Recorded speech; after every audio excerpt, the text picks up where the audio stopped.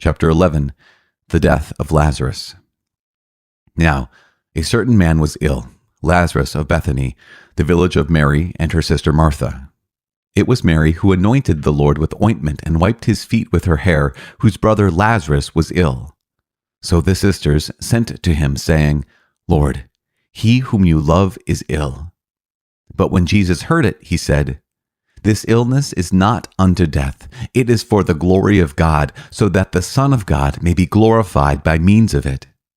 Now Jesus loved Martha and her sister and Lazarus. So when he heard that he was ill, he stayed 2 days longer in the place where he was.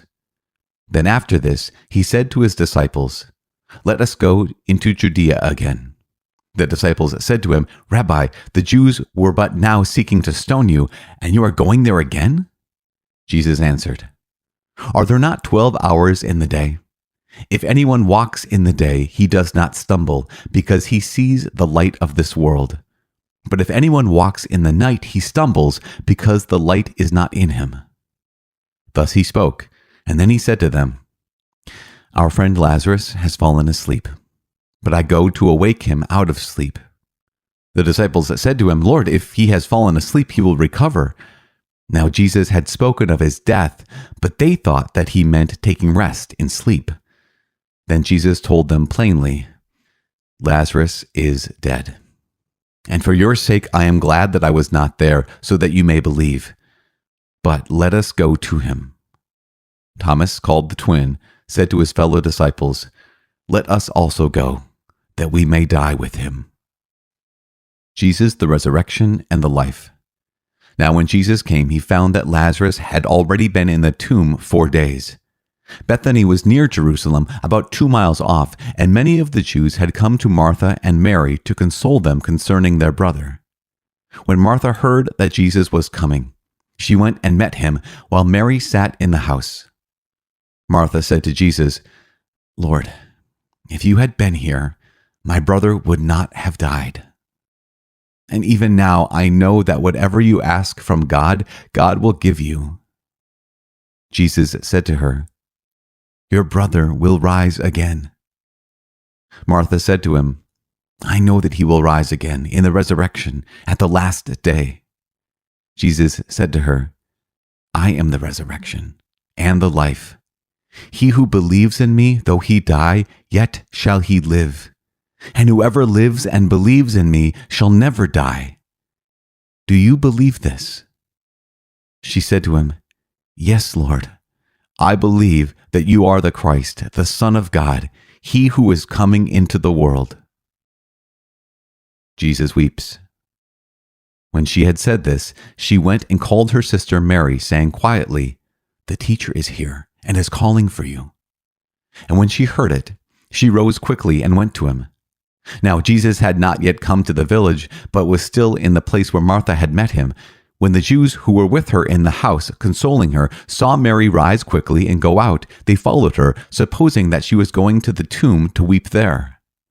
Then Mary, when she came where Jesus was and saw him, fell at his feet, saying to him, Lord, if you had been here, my brother would not have died.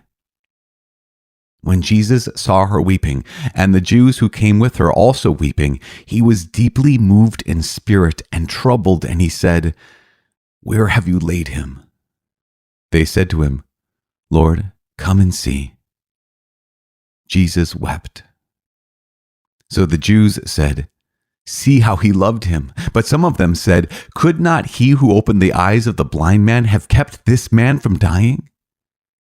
Jesus raises Lazarus to life. Then Jesus, deeply moved again, came to the tomb. It was a cave, and a stone lay upon it. Jesus said, Take away the stone. Martha, the sister of the dead man, said to him, Lord, by this time there will be an odor, for he has been dead 4 days. Jesus said to her, Did I not tell you that if you would believe, you would see the glory of God? So they took away the stone, and Jesus lifted up his eyes and said, Father, I thank you that you have heard me.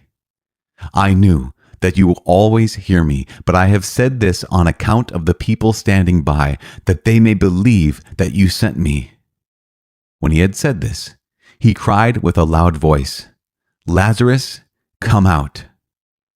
The dead man came out, his hands and feet bound with bandages, and his face wrapped with a cloth. Jesus said to them, "Unbind him and let him go." The plot to put Jesus to death. Many of the Jews, therefore, who had come with Mary and had seen what he did, believed in him.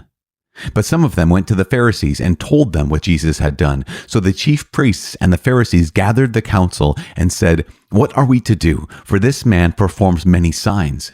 If we let him go on like this, everyone will believe in him, and the Romans will come and destroy both our holy place and our nation." But one of them, Caiaphas, who was high priest that year, said to them, "You know nothing at all. You do not understand that it is expedient for you that one man should die for the people, and that the whole nation should not perish." He did not say this of his own accord, but being high priest that year, he prophesied that Jesus should die for the nation, and not for the nation only, but to gather into one the children of God who are scattered abroad. So from that day on, they took counsel about how to put him to death. Jesus therefore no longer went about openly among the Jews, but went from there to the country near the wilderness, to a town called Ephraim, and he stayed there with his disciples. Now the Passover of the Jews was at hand, and many went up from the country to Jerusalem before the Passover to purify themselves. They were looking for Jesus and saying to one another as they stood in the temple, "What do you think? That he will not come to the feast?" Now the chief priests and the Pharisees had given orders that if anyone knew where he was, he should let them know, so that they might arrest him.